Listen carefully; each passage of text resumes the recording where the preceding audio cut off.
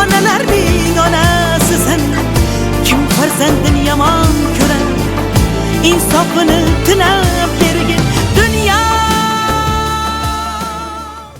12 yil ozodlikdan mahrum qilish jazosi o'rniga 4 yil uy qamog'i.